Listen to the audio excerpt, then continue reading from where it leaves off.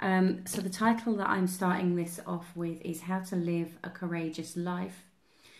And kind of the reason that I've looked at it this way is partly through a conversation I had a little while ago. Somebody kind of threw the word courageous in, and it made me think a lot about what I was doing and how when I'm doing it, oh, hang on a second. Oh, something strange is going on. Is that when I'm doing it, it does make me realise that courage, to a certain degree, is something that I don't class myself as a courageous person, if I'm really truthful. And then I notice that when I talk with others about the kind of life that I live and the sort of things that I have gone through and where I am now, the word courageous comes up quite a lot. Courageous, brave, and they're interesting because I think both of those words, courageous and brave, for many of us, I know certainly for myself, that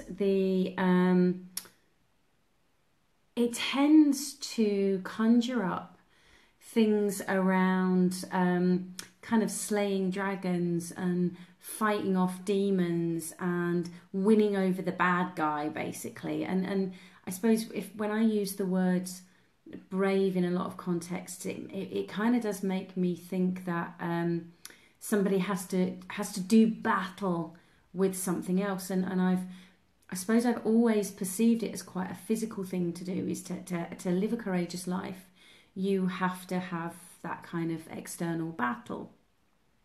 And the same with courage. Courage has always been something for me. To live a courageous life has always been something that I've thought you have to overcome something really significant and huge.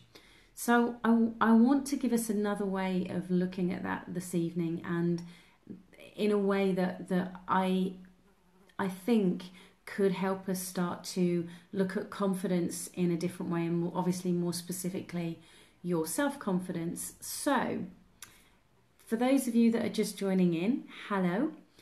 Please do make sure that you pop in and say hi so that I can give you a recognition, because on these pages it doesn't pop up and say who's online, so I don't know who's there, so I can't give you a name check.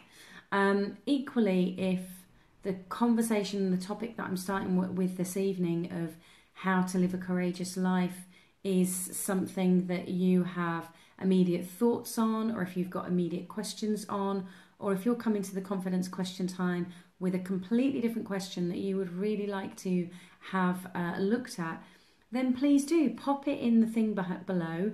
Do the thumbs up, the hearts, share it, whatever it may be. You might go, oh, wow, and want to do that.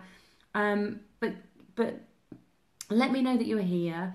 And as I say, if you've got any questions or anything like that, then as we're going through, I can do whatever I can to, if I've got answers or practices, then I can offer those out to you to support you from wherever you are now to go to where you want to. So this is really about you, how you can live a courageous life. And as I was saying a moment ago, as well as inviting you to share and like and do the loves and ask your questions and comments and say hi, is that the word courageous, courage, brings up a lot for a number of people, and we've got our own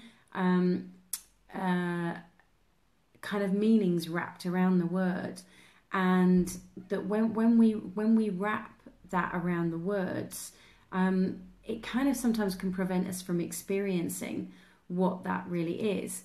So I want to initially start with a frame up that you may or may not know as to the word courage and what it actually, where the word courage stems from. And just so that you're aware, there's a very courageous fly that's going around at the moment. So if I get slightly distracted, then I do apologise, but he's obviously wanting to join in. Hi, Chris. Your signal is breaking up for me.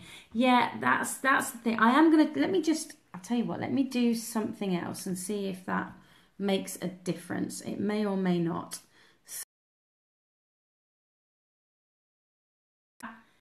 That may help, it may not. It's still saying connection is weak. So this is the only challenge I experience with Facebook Live, is that sometimes it does cut in and out. So let me know, Chris, if that's any better. And if not, then there's not a lot I can do, unfortunately. So the word courage stems from the French cœur, and the French word cœur means heart. So when we are speaking about the word courage, we're actually talking about with heart. So if we're talking about speaking with courage, we're talking about speaking from our heart. Or if we're doing something with courage, courage is us being quite vulnerable in a lot of senses, is doing it from that heartfelt place. Now, I think that a lot of the time we stop ourselves. I will put up with it and concentrate on you. Thank you, Chris. So I think a lot of the time we stop ourselves from doing that. We stop ourselves from doing something, whatever the thing is. It might be speaking out, it might be public speaking, it might be going for a job interview, it might be having one of those difficult conversations with a partner or family member or friend. It might be performing for the first time. It might be doing your own Facebook Live. It could be anything. But we prevent ourselves from doing things, and quite often don't see ourselves as either able to handle life or to be courageous and actually attempt and do things from the heart. Because it's as scary as it can feel, like a vulnerable place to be. And a lot of that is wrapped around the thoughts and the beliefs that we create about ourselves. Now, I know for myself that I had thought that being courageous and living a courageous life meant that I had to go out there and achieve great things and push beyond the boundaries of what I thought was possible for me. So I've done fire walking and arrow breaks and bar bends, and cycled across Cambodia. I've walked 100 kilometers to through the Andes to Machu Picchu. I've abseiled. I've done what I would perceive as challenges. One of which, obviously, this evening.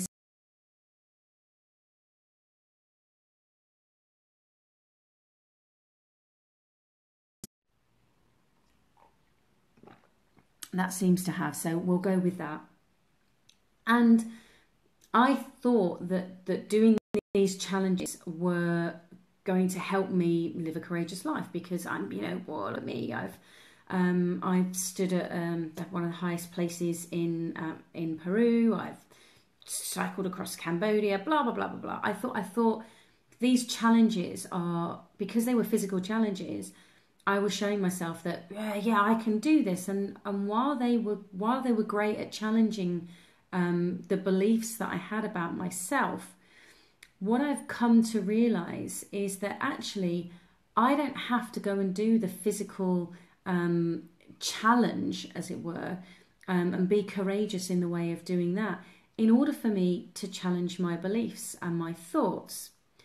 And to me, the reason I framed it up this way of how to live a courageous life is because I think, and I'm kind of going by other people's feedback here, I did something last week which to me is part of my own spiritual journey. It's part of my own personal journey. It's part of my own development of who I am, my own self-evolution, for want of a better way of putting it. And to me, it's normal, it's easy, it's, okay, easy is maybe not the right word, it does have its challenges, but it's not like abseiling or fire walking or any of those things. All I did for 5 days and 5 nights is that I was in silence. I was on a silent retreat. Now, I've spoken to a number of people, and including somebody this evening, just before I left the office, and they asked me, how did your retreat go? And they're really intrigued by what it is that I do, and this crazy lady who's got the office next door. And they'd said that they'd been chatting about me going on this silent retreat to somebody that they knew, and how they said they were torn, that they weren't sure whether it was something that would be of great benefit for them, or whether it would be something that would drive them insane and be really hard. And to me, that's where living a courageous life comes in, because actually the purpose of the silence, the courage that you need to go into silence, and I mean no reading, no writing, no listening to music, no communication at all, just being with yourself or who you think you are. And that's the key thing, is that it's your thoughts that you're with.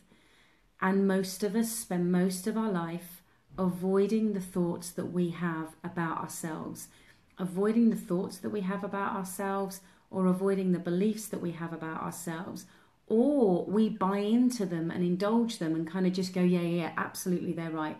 They're totally right. Now, our brains, our thinking brains, will come up with the evidence to prove that the thought that it's just offered us, or the belief that it's just offered us, is true. It will do it. It'll give us evidence to prove that people don't like me. I put a post out today which talks about, been very open with the fact most people who know me know this, so it's not great shock. But when 15 years ago I attempted to take my own life, and I'm very proud to have failed. Now, I've lost my train of thought. That's very interesting.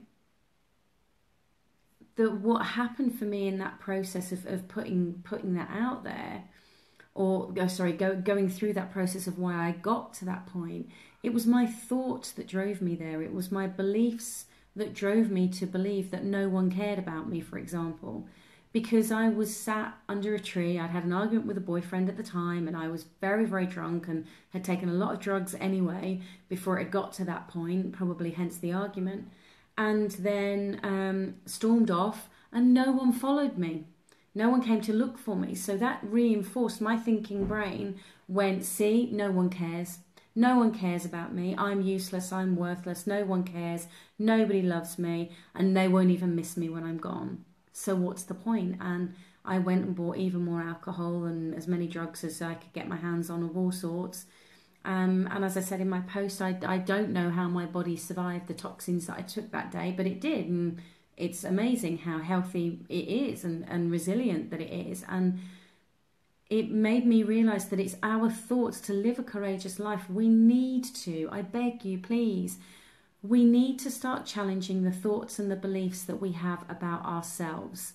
What we think we're possible, what's possible for us, what we think we're capable of, what we think, really, who we think we are, which I know is a very big, deep philosophical question. But let me share this. This story with you. So there's a coach called Michael Neal, and he was working on a BBC. He's an American coach, but he was working on not BBC, but it was a British TV program, and he was helping people overcome phobias. And during the rehearsal, the studio rehearsal, they had, I can't remember how many it was now, people sat in chairs, and the floor manager and Michael stood there, and the people who had these phobias, and some of them were arachnophobia and whatever, a snake phobia, and I think there might have been a rat one or whatever it may be. And they're sat to ECG heart monitors, so you can watch their heart rate basically. And Michael stood there, and the floor manager comes over with these clear empty boxes, which is perspex empty boxes. And these empty boxes, they bring them up to the people and they're put in front of them. They're empty. They can see this. Absolutely can see that there is nothing in there. And the heart rates stay exactly the same. And then as the floor manager steps away, they said, oh, and by the way, obviously this evening, that will contain a spider, that will contain a snake, that will contain a rat, and whatever it may be. And what Michael noticed in that moment is all those people who had those phobias, their hearts immediately started racing. And he thought for a moment, but there's nothing there. They can see that there's nothing there. And what came to him in that moment is, we're not afraid of what we think we're afraid of. We're afraid of what we think. Because the fear that was being created in that moment, what was totally in those people's heads. And I know that I've certainly been in experiences like that, not specifically with anything that I'm afraid of in that sense, but in various different situations where I know that it's the thinking that's going on in my head, the thoughts that are up here that create the sensation. And I believe and understand how real that feels. I'm not denying that in any sense at all. But it is, to me, the courage that we can have is when we hit that pause button and take a deep breath and get courageous with those thoughts.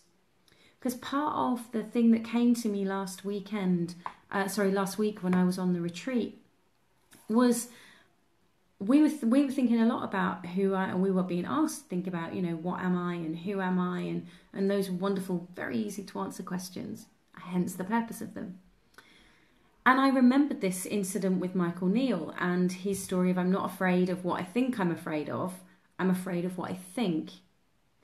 And it made me think about, I'm not afraid of I'm not afraid of what I think I am, I'm afraid of what I think about me.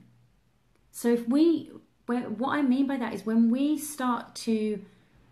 really start to question and challenge what are the thoughts and the beliefs that you have about you, and whilst your brain is going to offer you the evidence and go, well, I'm never going to pass my motorcycle test because, well, let's face it, I failed my driver's test a number of times, so I'm never going to be able to do that. Or every time I've asked a guy out before, he's always said no. Or every relationship I've ever had has always gone wrong. Or I never get those big contracts. Or I always fail at interviews. Or it doesn't matter what it is. The brain is always going to give you the evidence to prove the thought that you're having, the belief that you're having about yourself is real and true, because it believes that it is. Your job, she says, wagging the finger, to really, truthfully, honestly live a courageous life is to start to challenge those thoughts. I know that there's a number of you, at least 2 of you that are on here, and thank you for all the thumbs up, Chris. I know that there's at least 2 of you on here that are in the process of starting up your own businesses. Now, if that's not courageous, then I don't know what is, because there's that part of us, I know there was when I started mine, who am I to start a coaching practice? Who am I? I've just about got scraped 1A level. I didn't go to university. All of my education really that I've got now, I had when I started really in my 30s. So who am I to think that? And who can... Hi, me again. Not sure what happened there. So let's hoping that, I know that a number of you have said that the internet connection has not been great. So let's hope that this stays on this time. So not quite sure where I was.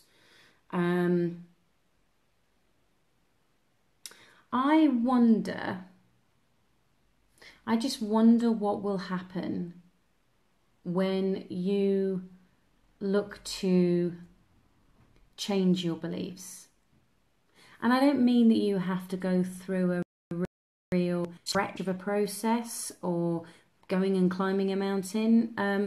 But I mean just actually from your armchair at home, ask yourself, how do I genuinely know that what I'm thinking is true? And what would it be for me to think something different about me just for today? Your beliefs are not set in stone, whatever your beliefs are. And they could be beliefs that we could look at, religious beliefs. We could look at really political beliefs. We could look at all sorts of different beliefs that we look at in that sense, about the family unit, about genders, about sexuality, about love. None of these beliefs are set in stone, and we know that because at various points in our lives, we have we've changed our beliefs. You know, even the simplest thing about believing in Santa Claus. The majority of us were brought up in households where and in environments where we were told to believe in Santa Claus, or not told to, but offered the opportunity to believe in Santa Claus. And for whatever reason and however it happened, you found out at some point, I don't want to, this is a spoiler alert by the way, that it's not true. And your belief changed. Same about the Easter Bunny or the Tooth Fairy or the Grinch or the Boogeyman or whatever it may be. We had those beliefs as kids and then we changed them. And I know that my belief, when I sat under that tree in the pouring rain at that festival, attempting to take my own life, I believed that I was worthless. I believed wholeheartedly no one cared about me. And I haven't gone on a mission to live a courageous life to try and make everybody love me. I haven't gone on a mission to try and make everybody like me or anything like that at all. It's been about working on myself. It's been about me checking in for me, about me. What is the belief that I have got about myself right now helpful or not helpful? You know, the old version of me would have given up on Facebook Live probably about the first or second, maybe after the second go. Because as I'm sat here, as you can see, you know, with this bit at the top here, shows you how many people are watching. And I've done a number of these where there has been nobody live watching. That's why I'm always encouraging people to do the thumbs up and the hearts and say hi and post your questions, because it gets an interaction for me. But the old version of me, if there hadn't have been that number up there, whatever that number is at this moment in time, 5, it was 4 a moment ago, it's now gone up to 5, is that I would have switched off and I would have just gone, oh well, nobody's interested, what's the point? But the belief that I have now is that this isn't about me. This is about me getting the stuff that I've learned out there to other people in the hope that it makes a difference for people. Whether they come and work with me one-on-one, whether they come to the one-day trainings or work with me as a client, as some of you have just popped up, hello guys, or whatever it may be. It doesn't matter. What's really important is recognizing that to be courageous, we have to challenge those thoughts we had about ourselves. Now, I'm almost 100% sure the beautiful Carly that has just joined will not mind me saying that when she and I first spoke, and I know she won't mind because she's written a beautiful blog post for me about it. When we first spoke, she believed that she was in a job that she didn't like, or it was okay, but believed that there was something else that she really wanted to do, but didn't believe that she could do it. So the thoughts that she had about herself at that time weren't necessarily helpful. And yet, just over a year ago, she went back to university, gave up that job, went back to university and trained to become a teacher. And I believe possibly next week or the week after, will be starting her first full-time job as a teacher. And she's done all that herself because she's changed her beliefs. And Carly, you are, to me, you're an inspiration with what you've done. And I think that what can be, in a nutshell, I'm saying the same thing over and over again in different ways to hopefully get through to you that to live a courageous life, you have to challenge your thoughts.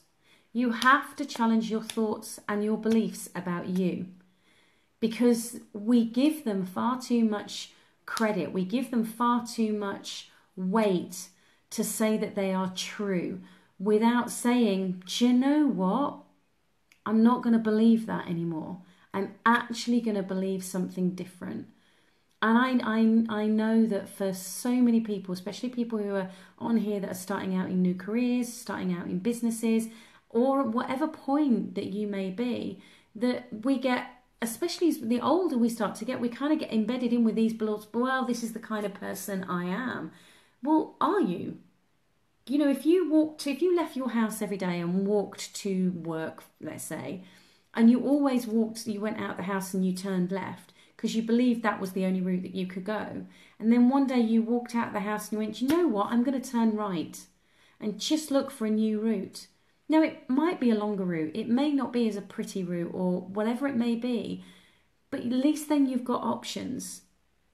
When you look to challenge those beliefs, and that kind of challenge actually is, I think, is where courage comes in, because the brain likes to believe the thoughts that it has are real and true, and it doesn't want to challenge them.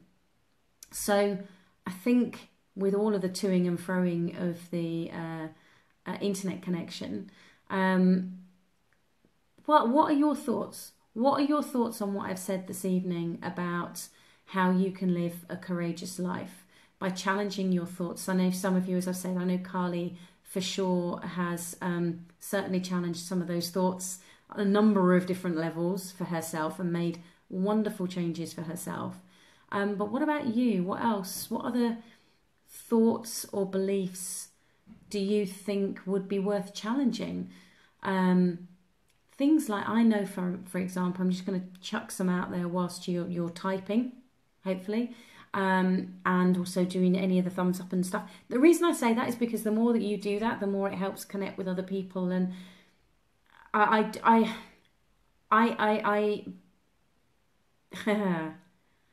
I do believe that this information is of value. And one of the main reasons I'm saying that is, one of the main reasons I paused was because actually for me, that's a really courageous thing to say in public to people that are on right now. And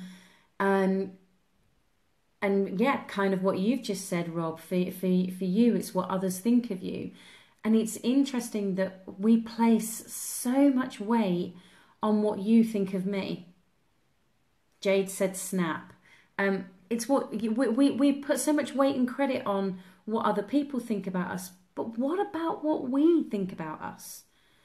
Because what if somebody thinks, oh, Jade's amazing. Jade's a phenomenal artist, amazing mum, really all-round great person. That's what I think about Jade.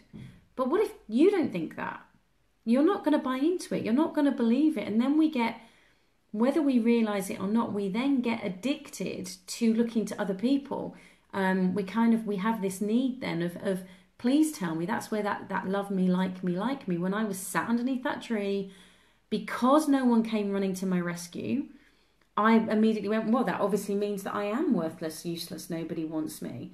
And when we can recognise that we need to, that's where the courage is it's not negating other people, it's not negating the connection and belonging that we kind of look for as human beings, but it is about recognising that it's more important for what we think about ourselves. And there's so much in personal development that focuses on having the right mindset. And whilst I believe in that, whilst I believe that that's really of value and important to recognise that firstly we can change our mindset, I think it's really important to challenge the whole thing and go, hang on a second, I can take a step away from that and be the observer of that rather than engaging with it. So really start to think about what is going to be of benefit for you. And there's a load of posts coming up, so let me have a look. Joe has put, this information is absolutely of value. It's the realisation that we have a choice and that we can choose what we think about ourselves. Yeah, absolutely, Joe. And I will quite happily do a bit of publicity for the gorgeous Joe, because Joe is also a client, and I am actually a client of Joe's as well, because Joe is a yoga practitioner, as well as a massage therapist in York. So if you need anybody where that's concerned, I highly recommend checking out Joe Ball on here and her business Calm Works. But it is recognising, and I know Joe's done loads of stuff with this around the choice that we have, and that we can think differently. And to think differently, Joe's a great meditator as well. To think differently, we have to hear those thoughts. We have to hear what the thoughts are going on up here. Because if not, if we're just trying to forcibly look in a different direction, then this stuff unconsciously is going to be driving us anyway. So it is about recognizing that just because you've thought something for a long time doesn't mean to say that it's right or true, or that you can't change it. So it's that courageous life is recognizing that you have that choice. So Chris has said, I've always believed mindset is everything. Sometimes find it easier said than done though. I'm currently challenging myself to work with larger clients. I've always believed they were out of reach. Snap, Chris. I'm in a very similar situation myself, and I will be totally open and honest, as I tend, or I try to be, is that I came from a working class background. I grew up on a council estate, and as I said at the beginning of part 1 video before the internet went, I didn't have what I would class as a great education. I did okay in my GCSEs, but A levels I kind of scraped 1, and that was about it. It didn't do it for me, and knowing that the information that I've learned in the last 13 years has and is valuable to people, no matter the size that they are of client. That we're all human. We all really have very similar issues going on. The longer I work with people, the more I realise. Number of clients refer to is kind of go, "Are you a psychic?" No, I've worked with hundreds of people now, and you just see the similar patterns and strategies playing out over and over again. So keep going, Chris, because they may be larger in the numbers that you've worked with before, or they may have a higher turnover, but I'm sure, I don't know what you do, but I'm sure that you have something of value to them. So yeah, keep going with that courageousness. Right, hang on one second. So Carly, I saw something today that made me think of what you have taught me, Jules. If you're going to challenge your beliefs, the well-formed question is the best sword.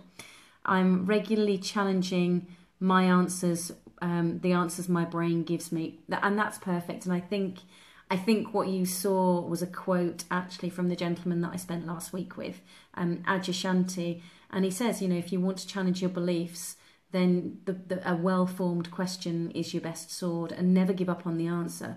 Never take that first answer that comes up, because the brain, I know mine certainly does, just kicks back with an answer and it goes, yeah, that'll do, it's plausible. I always think about it in relation to when I go on the internet, when I go onto Google and I'll chat, or any other search engine, go on and I put in whatever it is I'm looking for, hit search. How many of us go past the top 5? Or just take those top 5. I rarely go past the first page, let alone going down to the bottom. So it's worth remembering that it's the same thing up here. Don't challenge that first answer, because they're usually the ones that have just come up over and over and over again. So I love that, Carly. Thank you very much for that reminder of seeing. The children that you're going to get to teach in the future, the just have got a great teacher heading their way. I really like Carly's comment, says Joe, that a well-formed question is your best sword, and to regularly challenge the answers my brain gives me. Thanks for the lovely comments. You're welcome, Joe. You are brilliant at what you do. I wouldn't recommend you otherwise. Jade says, thank you. It's a continuous self-development roller coaster of believing, then doubting. My flaw, and I recognise it, is to care too much. I get bothered, but the strength is I do care. Whoops. I do think, I'm aware, haha, constant battle. Yeah, you're right there, Jade. Another wonderful person who's been in my life. And interestingly enough, something that I learned last week, which I'll share with you, and I haven't explored it that much for myself, so I can't really answer that many questions on it. It's just something that I was taught last week, is that at the retreat, Adyashanti says that... There's 2 things he mentioned around doubt. One is that he said through his own journey and enlightenment for him, is that doubt for many people is the last kind of thing that tends to hang on up here, that self-doubt. So recognize that it's there and don't beat yourself up about it. It just is there. That's what's going on. And he also said about doubt that actually it's of value, because having that doubt does make us question. And going back to what Joe and Carly have said about that having that question, a well-formed question, is the best sword to cut through those thoughts. What I would offer for you to think about is, when those doubts pop up, rather than buy into them, is ask it, is it true? Or could there be another possibility? Start to lovingly, don't get annoyed with it, because it's like a little child. It thinks it's doing, bearing in mind that you're a childminder, you've got a lot of experience with this, is that you've got these thoughts that are popping up and these doubts that are popping up. So lovingly question them, challenge them to see whether they are true or not, and look for other possibilities. What else could be possible? It's always worth pushing it and seeing where it goes. Chris has said, I left school with nothing, and business as I'm assuming that says bought, not fought. Fought me everything. Yeah, Chris, very similar in the sense that I tend to say I didn't start my business started me. Because I didn't set out with the intent. I used to work in theatre. That's actually how I know Jade. We used to work together. And that was over 13 years ago that I left now. I didn't set out to start up my own business. I didn't set out to be a coach. Coaching is what helped me get through the tough times, basically. And then I was encouraged to train, and still, even through my training, I didn't think it would be a business. So whilst I do believe in education, and I do believe in the value that it can provide, I don't think it has to be the be all and end all. And I think it's one of the beliefs that we can end up getting hooked in too much, is about what we were like at school. Now, again, I have no idea how old most of you are on here tonight, but I know it was quite some time since I've been at school, and therefore, how can I say that I'm even anywhere near that person? We're talking, sadly, 25 years since I was at school. I'm not that person, and I'm not even the person I was 5 years ago. I'm not really the person I was even 10 days ago, because of what I've learned and what I've gone through, and by asking those questions and living that courageous life of challenging those thoughts and beliefs. So, oh gosh, that's gone quick. It's currently 20 to 8 in the UK here. So what are your thoughts? What else? Is there anything else that you would like to ask about? Are there any other, I've just realised I've got a very bizarre bit of hair sticking up. Are there any other questions that you have that maybe we won't answer tonight, but maybe could be answered in the future, or anything else that you would like any videos made on? I have got I'm going to waffle a little bit whilst I give you the opportunity to type. I have got a one-day training on the 3rd of September in York, which is a Saturday, and it's a full day. It includes all your parking and all of your refreshments and your lunch and time with me. And it's deliberately a small-ish group. So there's not going to be like hundreds of people in a room. And the reason for that, you can find out more at www.thetruthaboutconfidence.com. And the reason that I do it that way is because I like to have as much time with people. As you can probably tell, I like interaction. I like being able to help and ask questions, give my experience, share any thoughts or questions that I may have that I have found useful. So if you would like to come along, then please do head to thetruthaboutconfidence.com and you can book your place there for the 3rd of September. You can also go to my website, which is juleswyman.com, and there's free stuff on there, there's videos on there, and also on this page there are, on the Facebook page, this happens every Monday, unless it's a bank holiday or unless something else is happening that I'm not able to be be around, then this happens every Monday. And if I can reschedule it to the Tuesday, so just keep an eye out. But make sure you like the page and share the page so that you can keep up to date with the information and regular inputs. So Rob has asked, is there a word or trigger I can use when someone that we care about puts us down? That's a really great question, Rob. The word I'm going to offer you is love. Because I think what we have to recognise is the other person isn't putting us down. It may sound like it. It may we may experience it as that because they can say something very cutting, very harsh, mean, bullying, whatever it may be. But if that person is a family member or a friend, or the courage really is not to either attack them verbally or physically, but equally it's not to take their thought, because that's what it is a thought, is to take their thought on board as a truth. Because we don't always know what's going on for them. You know, we think we know, we know our parents, for example, but we don't really know fully the life that they experienced before we popped into their world. We think we know our siblings, but we may have been brought up in the same house, but whether they're older or younger, or even if they're a twin, they've probably not had the same experience. So for me, if love's too strong a word, be as loving as you possibly can to yourself. And it's about not taking it on board. You know, it's somebody else's stuff. It's what's going on for them. One of the quotes that I have is what you say to me says more about you than it does about me. What you say to me says more about you than it does about me. So that's the word I'll offer you, is love, and play around with that and see what impact that has.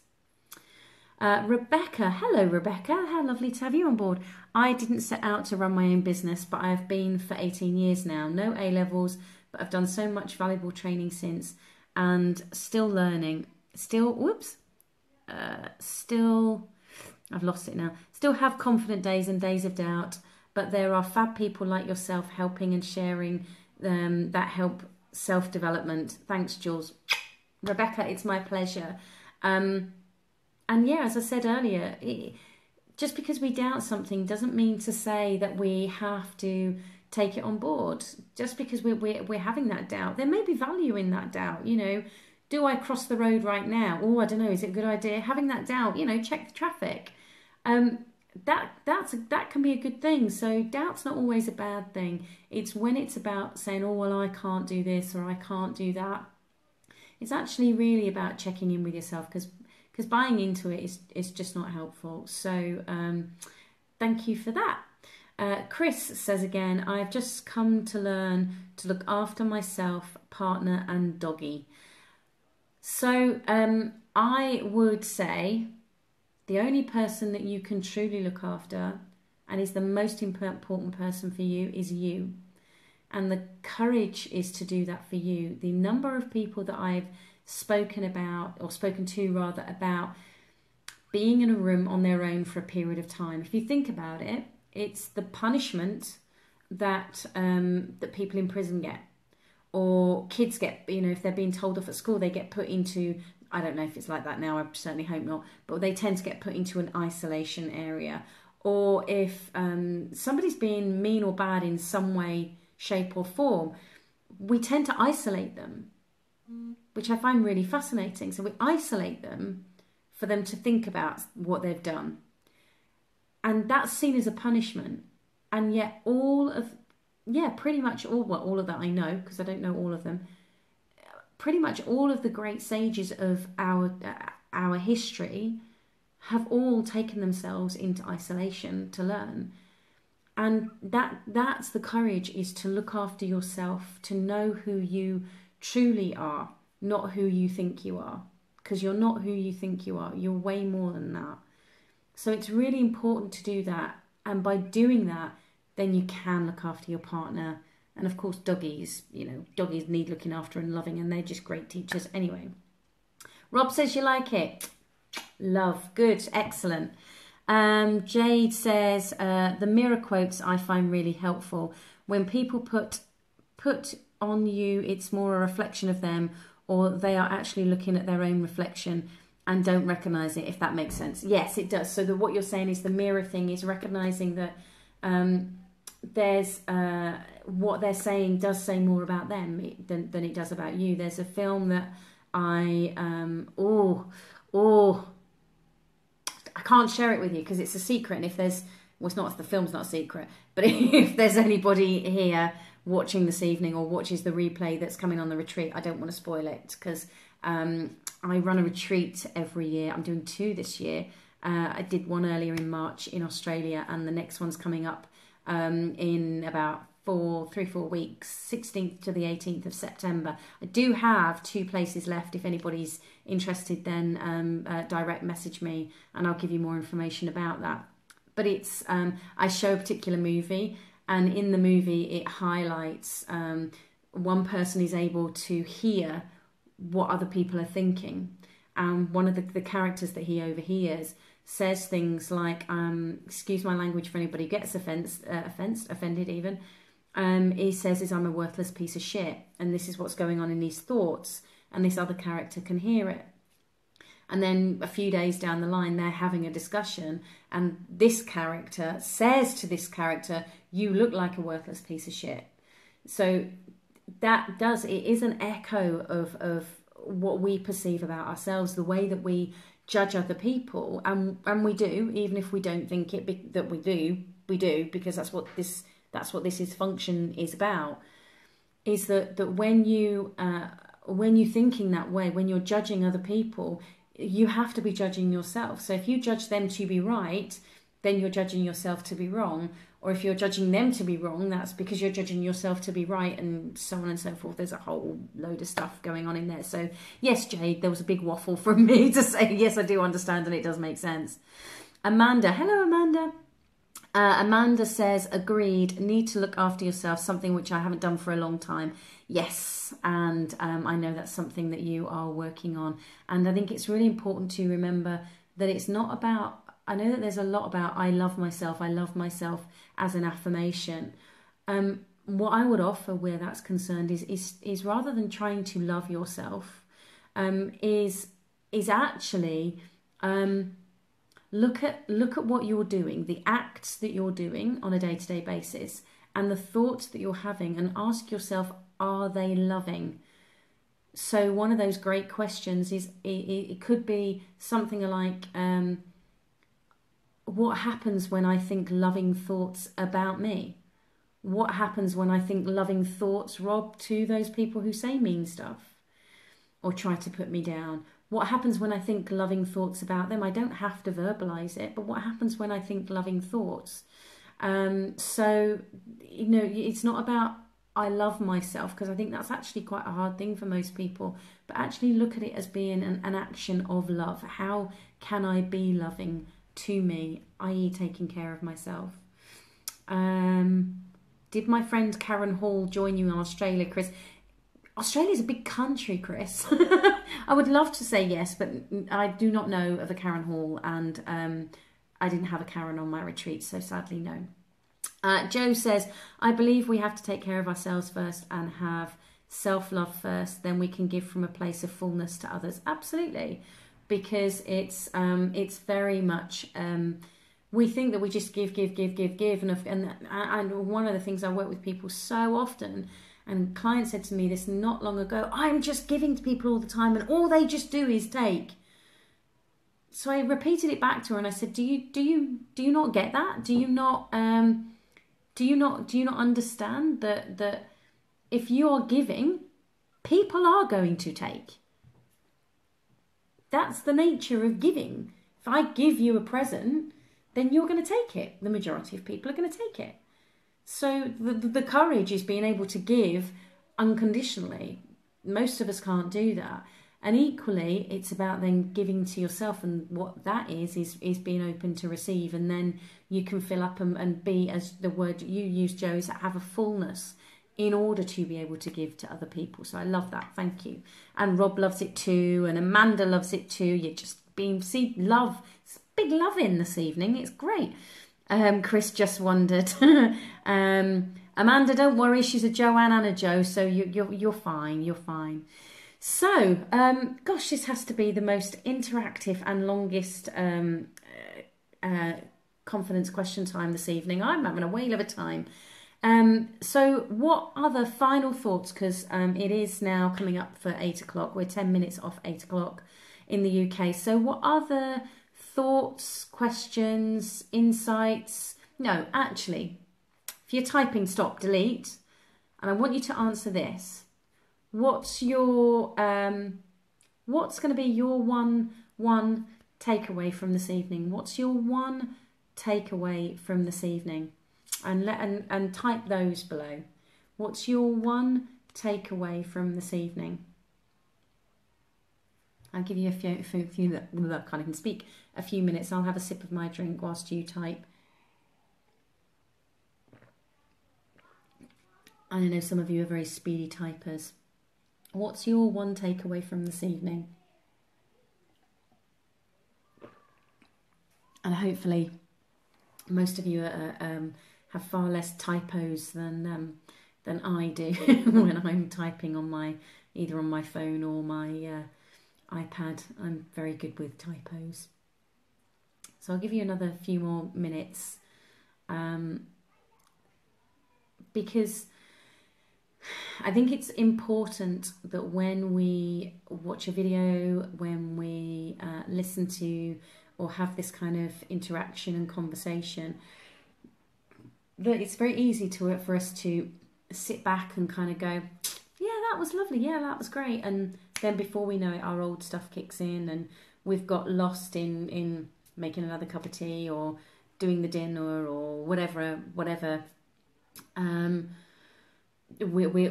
is going on. So it's really important to, if you've read a book, or even you can do this as a practice at the end of every day, you know, what's my one takeaway from today, or what's my one insight from today? What do I want to take into tomorrow, basically? So Chris has said, the other half says, we are all alive and kicking. What have we got to worry about? Absolutely. If you ever watch any of Richard Wilkins' stuff, his thing is that if you can see, every morning he does that. And he says, if I'm not touching wood, then it's a great day because I'm alive. I'm not in a coffin. So yeah, absolutely. You know, and especially in the Western world, we really do have to take a real check-in with how much that we do have and the lives that we do have, that is pretty phenomenal. So yeah, we are alive and kicking.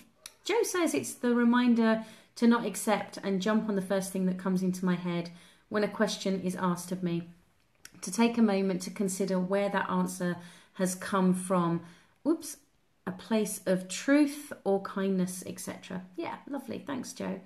Rob has said, and to love myself unconditionally. Love it.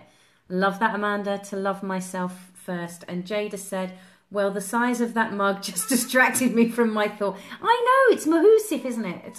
If I do that, look, it makes my head look really small and the mug's really big. But I do love a nice big mug of tea. So yeah, sorry, I didn't mean to distract you with my tea. Great live feed. It was nice to hear the inner challenge is the most courageous.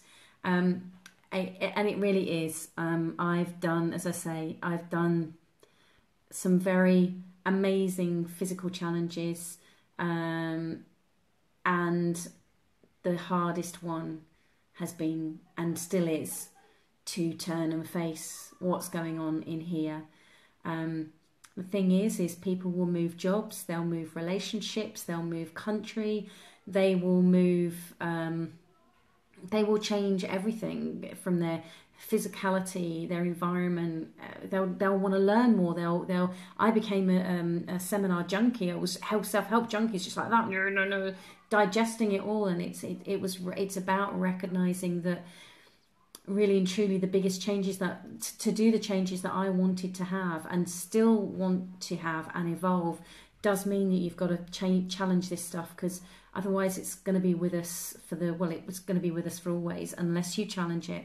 Life does provide us with the opportunity to challenge it, but when we can step up and face that, that's going to make us even stronger. And I do recognise that living a courageous life that way is not easy. And Chris says, recognise the fact that my knowledge is power. Some knowledge has power. I would offer you this, Chris, and we'll kind of end on there unless anybody else has any other thoughts. If I gave you the choice to have more knowledge or more wisdom, which would you prefer? If I gave you the choice to have more knowledge or more wisdom, which would you prefer? Because to me, I know that quite often I have been hooked up on how much information I have, how much knowledge I've gained, how much education I've got. And I think part of that as an adult came about because I didn't think I could do it because of how I'd been through school. So I was kind of hankering after it. And actually now I start to question and challenge for myself. Actually, it's wisdom that I would prefer to have. And you can't learn wisdom. You have to experience it and learn in that way. Wisdom is an experiential thing. It's not about gaining knowledge. And as I thought, wisdom every time, wisdom all the way. Oh, that sounds like a good book title, Rob. Wisdom all the way. Oh, quick, shouldn't have said that live. Quick, note it down. Don't let anybody else. Rob said it first. Wisdom all the way. So, wow, what an amazing hour. For me, this has been phenomenal. And I am extremely grateful for the interaction this evening. It does make it worthwhile. I will turn up every week. I made a commitment to myself to do this for 6 months and to see whether, one, it was viable for me to do, two, whether people found it of value, to see where it would take me. And so I've committed to doing it for 6 months. We're now in the 2nd month. So I'm going to be here until the end of the year doing these. If at that point they're still working and they're great, then I'm more than happy to continue. As I say, the only reason that they might get shifted is if I'm away. If I'm out of internet connection or phone signal, then they will tend to get shifted to the Tuesday. But if not, the occasional one here or there might get cancelled just to me having a life. But if you want to make sure that you stay connected, then you can and find out when they're on, and I do sometimes do impromptu ones as well. Then make sure that you like the Confidence Garden page that you're on right here, right now. Share it with others that you know would like to develop their own confidence. And you can also go to Jules, I can't even say my own name, juleswyman.com. And on the right-hand side of the web page, you'll see that there is an opportunity for you to get the 7 Keys of Confidence. And the 7 Keys of Confidence is a free webinar that has a workbook with it as well that you can go through. So you get that as a gift, but it also means that you then stay in the newsletter and the mailing list. And I do send out exclusive information to that mailing list. So if you want to know what's going down and what's happening when, such as the live events, such as the in-person events and the retreats that I run, then please do join over there. So that's at juleswyman.com. If you want to know more about the one-day event on the 3rd of September, it's the penultimate live event of this year. You can go to thetruthaboutconfidence.com, and if you do want to know anything else about either working one-on-one with me or the retreat, which I say is in September, it's got 2 places left in the south of England, then please do let me know. And once again, the great thing is they are still available. If you can't join live, you can always be here due to work. Yes, absolutely. So thank you all so much for your comments. I'm doing a load of likes. Please do loads of likes. Please do loads of loves and shares. As I say, not because it's about me, because then it will help you share this and reach other people. I love it as they pop up, and if I can position it right, I can get them rubbing on my face as they go across the screen. So thank you very much for your time this evening. Have a wonderful rest of evening. If you're in another part of the world and you are coming to the end of your day or the beginning of your day, or you're just waking up, have a brilliant day. Thank you for your comments, and I look forward to seeing you soon. Take care. Bye.